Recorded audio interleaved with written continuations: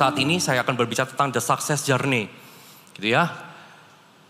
Karena saya percaya bahwa sukses itu sebuah perjalanan. Dengan tema besar Gereja Mawar Syaron seluruh Indonesia gitu ya. Bahkan yang di luar negeri kita punya tema yang sama. Yaitu membuat perencanaan di dalam hikmat-hikmat Tuhan.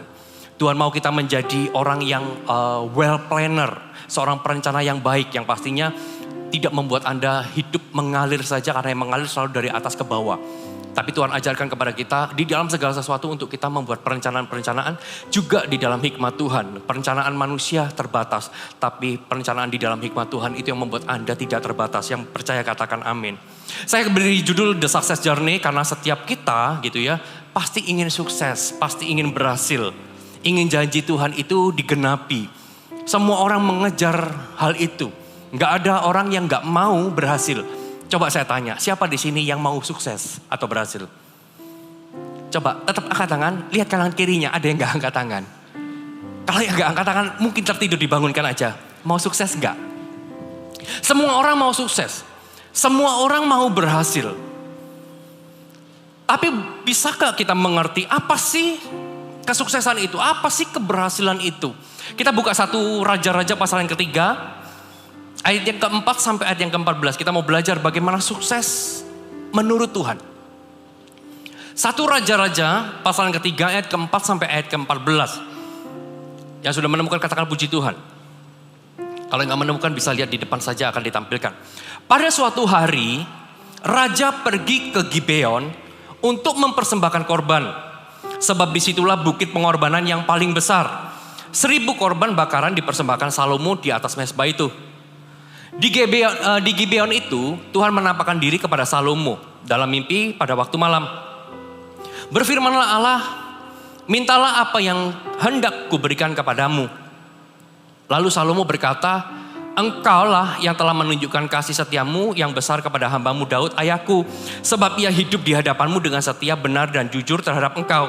Dan engkau telah menjamin kepadanya kasih setia yang besar itu dengan memberikan kepadanya seorang anak yang duduk di tahtanya seperti pada hari ini.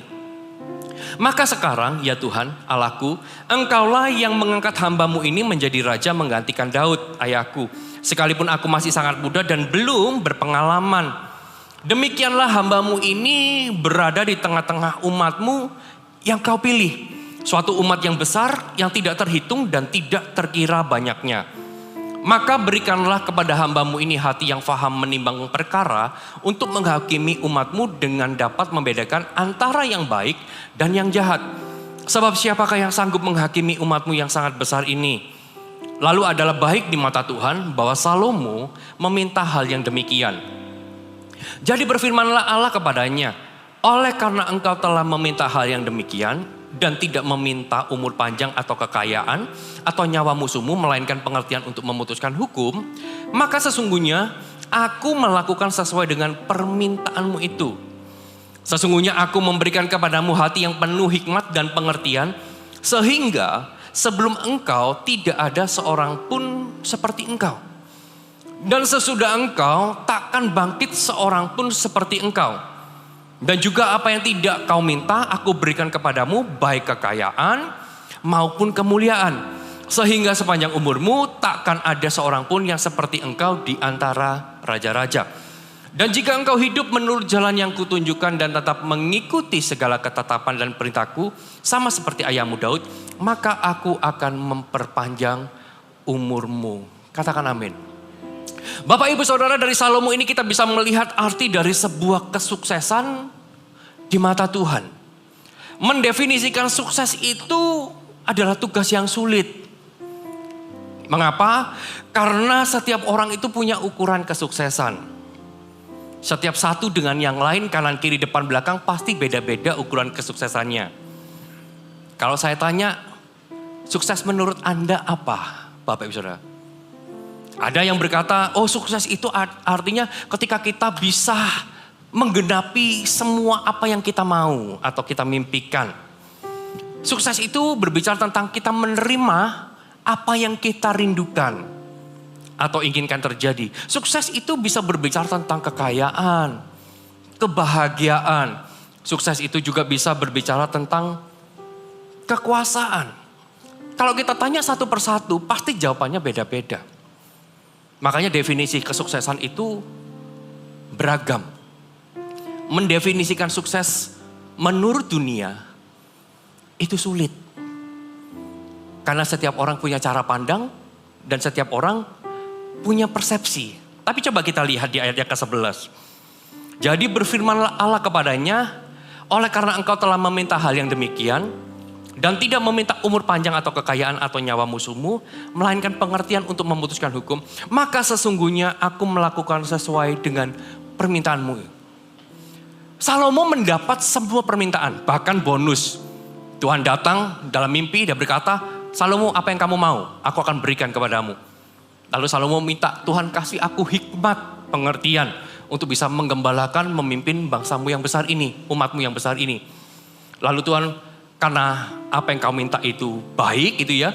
Ayat 13 dan juga ayat 12, maka aku melakukan sesuai dengan permintaanmu itu. Sesungguhnya aku memberikan kepadamu hati yang penuh hikmat dan pengertian.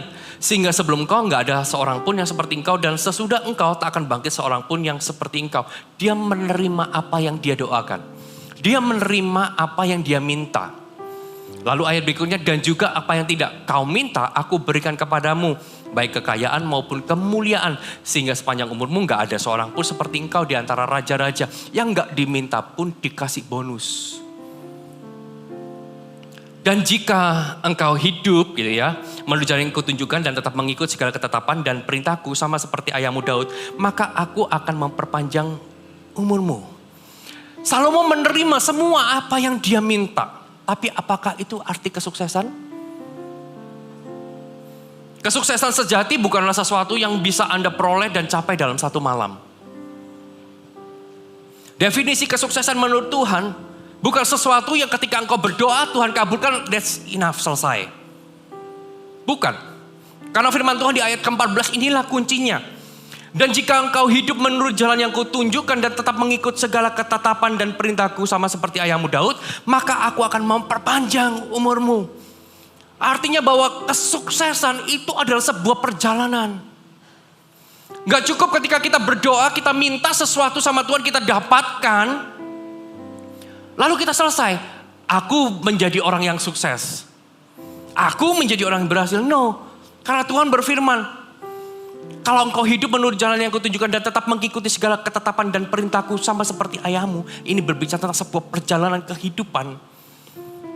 Maka Tuhan akan memperpanjang umurmu. Di mata Tuhan kesuksesan adalah sebuah perjalanan yang harus kita tempuh sepanjang hidup. Sepanjang hidup. Selama kita hidup kita belum sukses. Kalau Anda mengira Anda sudah sukses, Anda salah besar. Karena Anda belum sukses. Sukses itu perjalanan hidup kita. Sampai kita mati, itulah kesuksesan. Selama hidup, jangan berkata aku sudah sukses. Salomo menerima apa yang ia minta, bahkan Tuhan memberi lebih. Tapi keberhasilan enggak sampai di situ karena Tuhan masih berkata, engkau harus hidup menurut ketetapanku.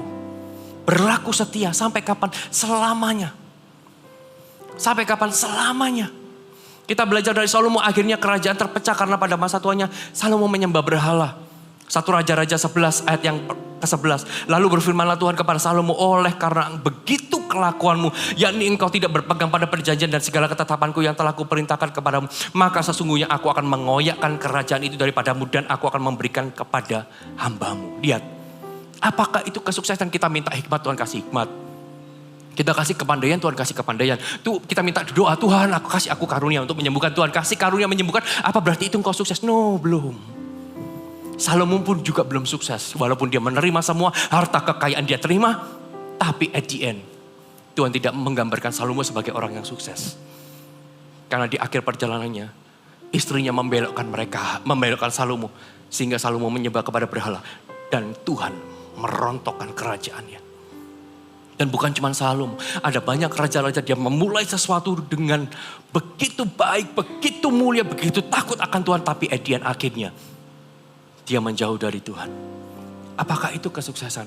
Makanya Tuhan bilang, kesuksesan itu sebuah perjalanan. Kalau hari ini kita berkata sukses, belum. Kita masih punya waktu untuk melihat kita sukses atau tidak.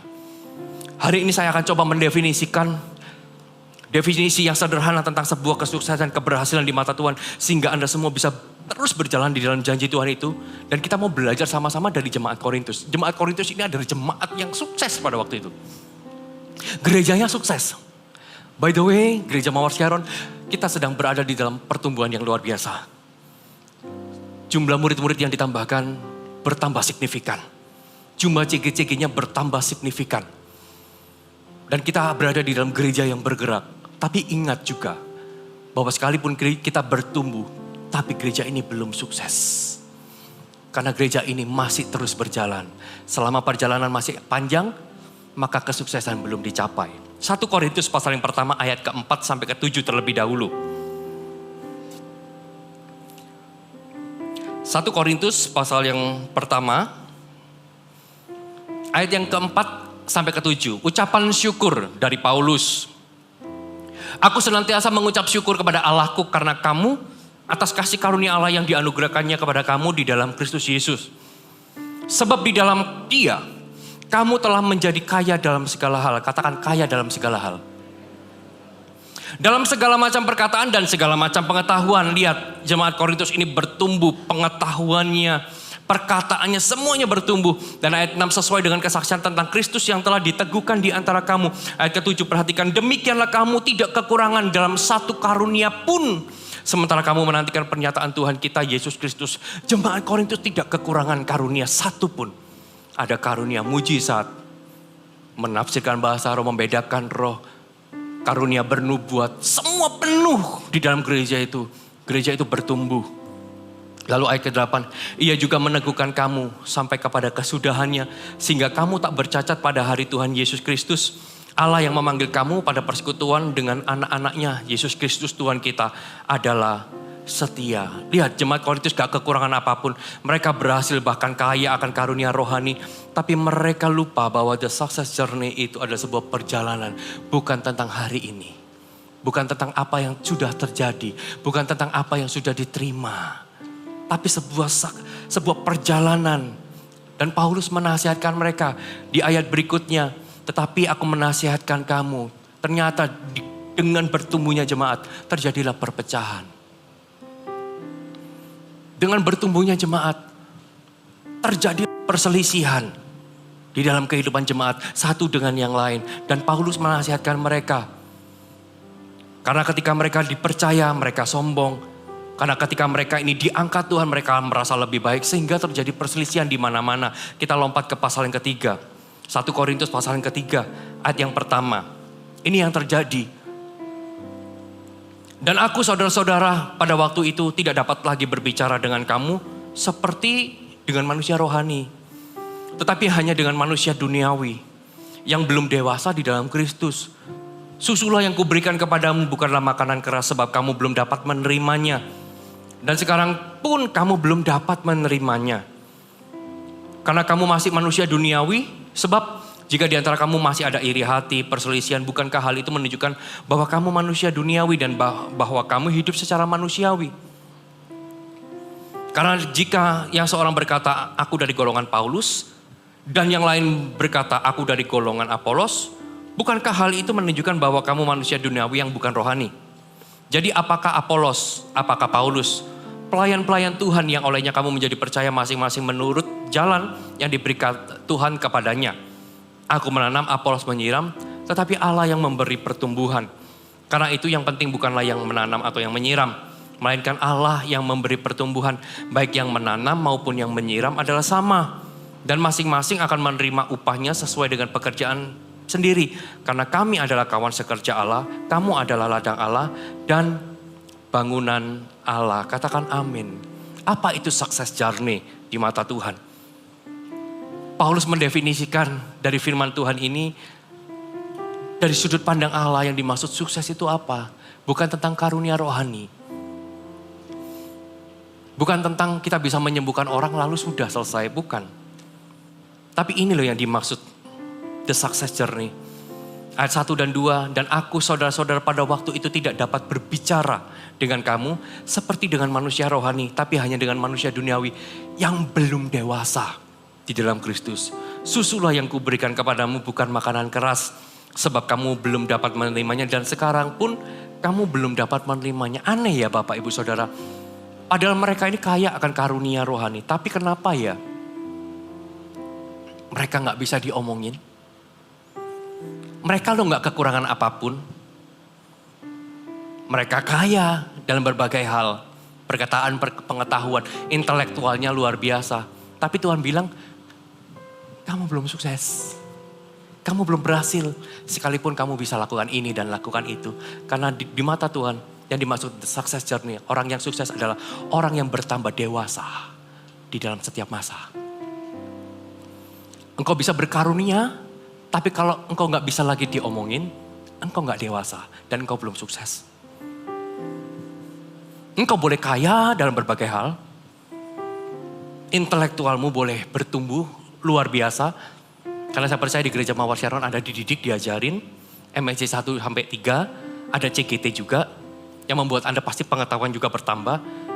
Tapi semakin bertumbuhnya pengetahuan kalau kita sudah tidak lagi bisa diajak bicara. Kita belum sukses. Karena Paulus bilang, dan aku saudara-saudara pada waktu ini gak dapat berbicara dengan kamu seperti manusia rohani. Tapi hanya dengan manusia duniawi yang belum dewasa di dalam Yesus Kristus. Pemimpin, engkau jadi pemimpin. Mungkin dari CGL, sponsor, coach TL. Tapi kalau engkau udah gak bisa lagi dikasih tahu, gak bisa dimuridkan, gak bisa diajar. Tuhan gak bisa lagi berbicara dengan hidupmu, engkau gak sukses. Engkau gak berhasil, pekerjaanmu dibawa naik, bisnismu dibawa naik. Tapi kalau Tuhan sudah gak bisa lagi berbicara di dalam hidupmu, engkau belum sukses. Maaf loh saya katakan seperti ini. Karena ini firman Tuhan. Jemaat Korintus bertumbuh, karunia gak kurang satu apapun. Mungkin ada orang timpang di gereja Korintus, bangkit berjalan. Orang itu berjalan, karunia mujizat. Ada karunia bernubuat. Tapi Paulus tetap sama, kalau aku gak bisa bicara dengan kamu, berarti kamu belum dewasa, kamu belum sukses. Anda belum sukses. Makanya sukses itu perjalanan.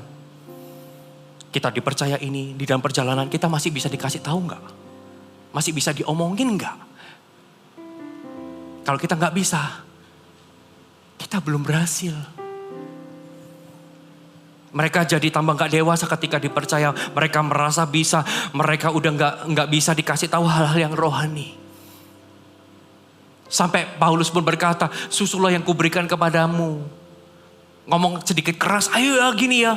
Sakit hati, merasa bisa. Loh aku kan sudah berkarunia. Loh aku kan sudah sukses. Bisnisku kan sudah di atas. Ngambek. Begitu juga kita. Ukuran kesuksesan atau keberhasilan kita bukan pada apa yang sudah diterima.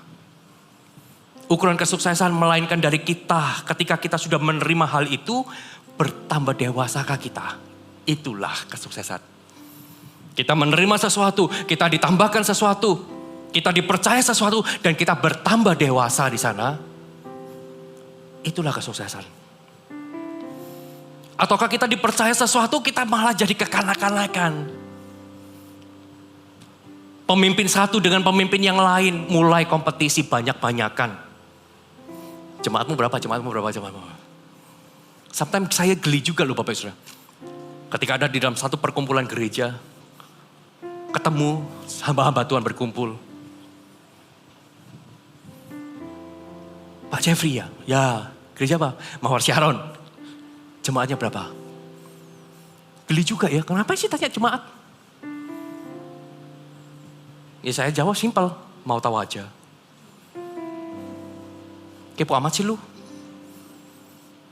Jemaat gereja gue, ya urusan gue. Urus aja jemaatmu. Gak usah tanya-tanya jemaat lah. Nah itu yang terjadi. Memangnya dengan jemaat bertambah banyak, memangnya kenapa? Kalau kita bertambah banyak, dipercaya Tuhan lebih, tapi untuk sombong-sombongan, berarti kita belum sukses dong.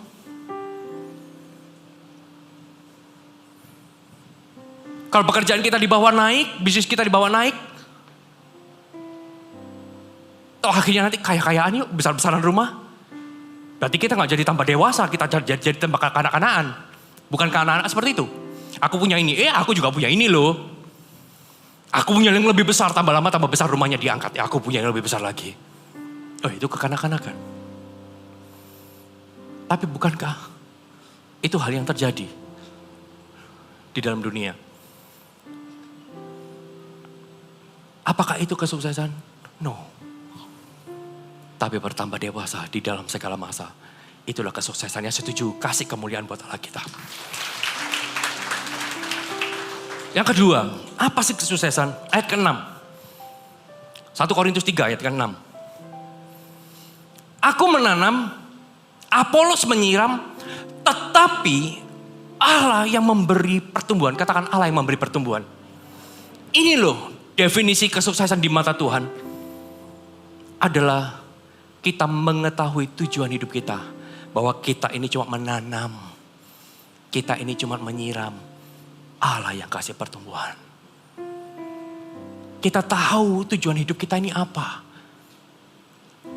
Selama kita masih dipercaya, Tuhan punya rencana.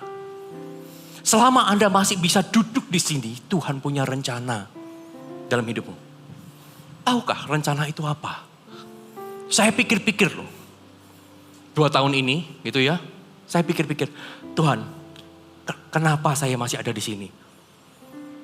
Kalau Tuhan gak punya rencana, saya pasti lewat sudah. Kena COVID, lewat sudah. Tapi kalau kita masih ada di sini dari kasih kesehatan, damai sejahtera, masih dikasih kekuatan, Tuhan punya rencana. Dan orang yang sukses adalah orang yang mengetahui tujuan hidupnya. Gak cuma sekedar aku mau jadi kaya. Orang yang tahu tujuan hidupnya, Anda tahu kemana Anda mau pergi, Anda tahu apa yang Anda mau capai. Kalau kita gak tahu apa arti kesuksesan bagi diri kita, maka kita gak akan pernah sampai kepada kesuksesan itu sendiri. Gak akan pernah sampai. Kalau kita nggak tahu definisi kesuksesan menurut apa yang Tuhan mau, kita nggak akan pernah sampai di sana. Mengetahui tujuan hidup Anda apa. Anda ada di tempat ini, Anda bekerja, Anda berbisnis, Anda bersekolah. Nggak cuma Anda menjadi kaya. Aku mau kaya. Sukses yang salah adalah berbicara tentang menjadi kaya, tentang kekayaan. Orang di luar sana beranggapan kalau aku bisa menumpuk uang, mereka adalah orang sukses. Banyak orang kaya hartanya tapi gak sukses, termasuk Salomo. Dia hartanya banyak, gak ada raja-raja yang seperti dia, kaya sekali. Tapi apakah dia sukses? No, akhir hidupnya habis-habisan. Seorang yang bernama Charlie Schwab, gitu ya, dia adalah seorang presiden perusahaan baja terbesar pada waktu itu. Hartanya banyak. Hartanya mungkin dia berkata hartanya gak habis dimakan 7 turunan. Belum 7 turunan dia mati aja sudah dalam keadaan bangkrut. Habis harta kekayaannya. Ada seorang bernama Richard Whitney, seorang presiden New York Stock Exchange. Meninggal. Karena apa? Di penjara. Ini orang hartanya banyak. Ada seorang lagi, Jesse Livermore. Beruang Wall Street yang paling hebat waktu itu. Hartanya banyak. Setiap hari dia ganti mobil sport. Belinya cash. Kurang apa hartanya? Meninggal bunuh diri. Apakah itu kesuksesan? Saya bayangkan ya Tuhan, kalau seandainya orang-orang ini tahu tujuan hidupnya apa. Dia akan menjadi orang yang sukses sepanjang masa. Tahu panggilannya apa. Sukses bukan perasaan istimewa atau ingin diakui. Bukan soal kuasa dan prestasi. Tapi soal bagaimana kita bisa mengetahui panggilan kita di hadapan Tuhan. Lewat pekerjaanmu, lewat pelayananmu, lewat hartamu, lewat bisnismu. Engkau tahu panggilanmu apa. Itulah the success menurut Tuhan. Dan saya berdoa hari ini Anda menemukan panggilan itu. Menemukan panggilan itu. Kalau kita hanya berfokus, hanya harta, sukses itu terpandang. Kita akan kehilangan banyak hal. Kita sudah belajar dari Salomo. Dia berdoa, minta hikmat Tuhan kasih. Bonus kekayaan, kemuliaan, dan semuanya Tuhan kasih. Kekayaan, gak ada raja-raja sekaya dia. Tapi hidupnya gak sukses. Amin. Lalu ayat ke-7. 1 Korintus 3 ayat ke-7. Yang ketiga.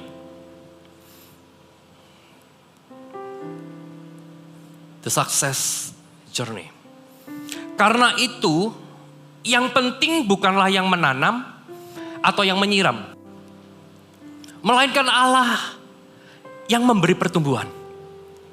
Bukan tentang kita menanam, bukan tentang kita menanam, menyiram, bukan tentang kita melayani, bukan tentang kita bekerja. Tetapi sukses menurut Tuhan adalah bagaimana di dalam setiap hal kita bisa menumbuhkan potensi semaksimal mungkin. Ketika Anda menanam, tumbuhkan potensi semaksimal mungkin di dalam apa yang kau punya. Ketika engkau menyiram, tumbuhkan potensi semaksimal mungkin. Karena Allah yang memberi pertumbuhan itu. Allah mau kita bertumbuh. Allah mau kita ini punya potensi maksimal. Itulah ukuran kesuksesan di mata Tuhan. Bisa maksimal di dalam segala sesuatu. Potensi Anda. Orang yang paling menyedihkan adalah orang yang mati tanpa tahu potensi di dalam hidupnya. Tahukah bahwa Tuhan bisa pakai hidupmu Bapak Ibu Saudara? Tahukah bahwa Tuhan punya kerinduan memakai kehidupanmu satu demi satu. Bahkan semua keluargamu Tuhan rindu pakai. Semua orang punya potensi.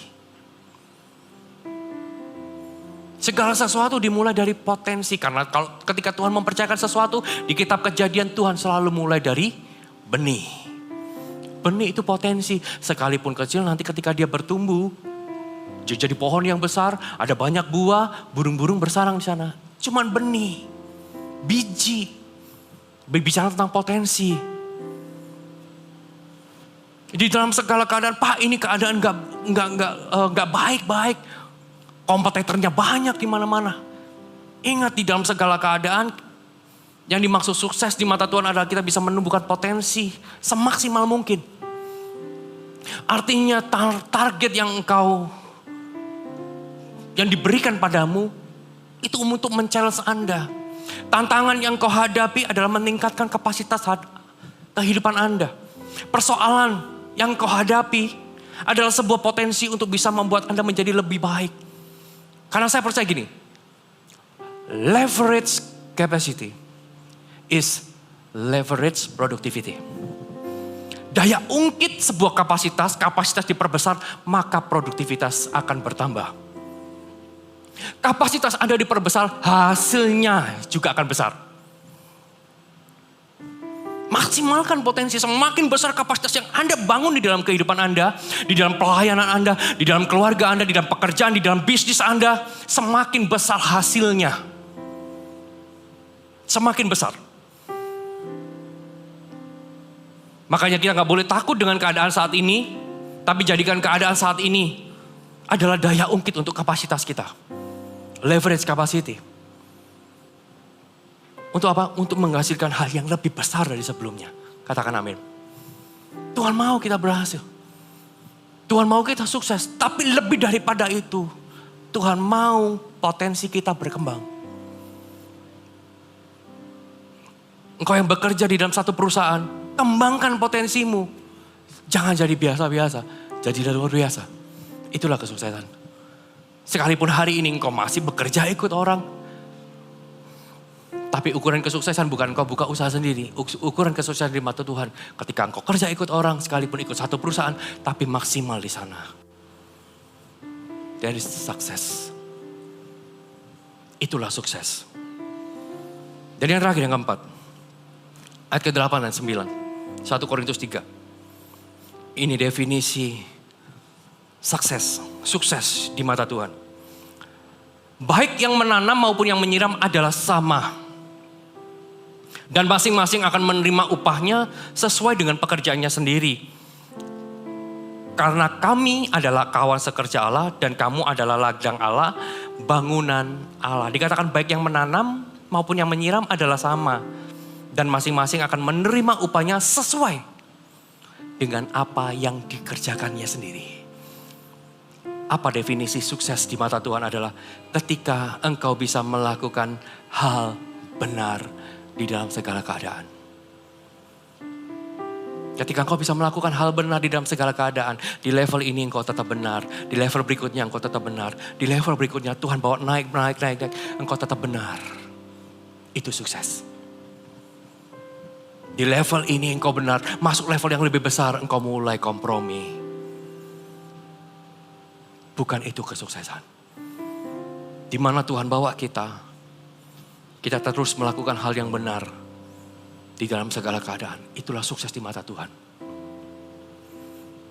Ketika semua orang kompromi, tidak menjaga integritas, engkau tetap melakukan hal yang benar.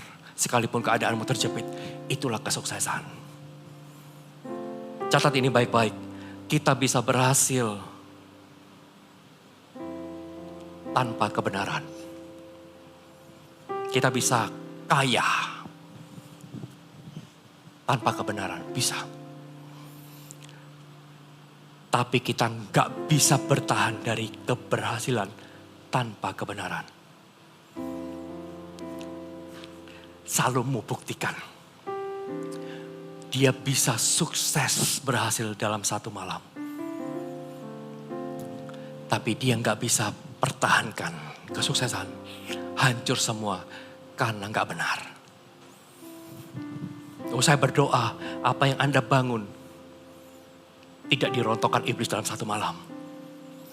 Makanya di dalam segala keadaan lakukan hal yang benar. Tetaplah benar, tetap pegang integritas. Karena hanya kebenaran yang kau bangun di dalam segala keadaan, kebenaran itu yang membuat engkau berhasil selamanya.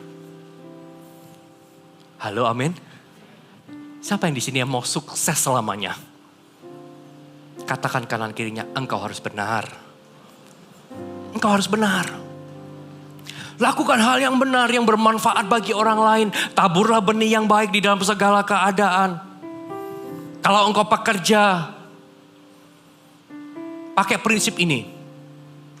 Ini prinsip saya. Don't money oriented, but people oriented.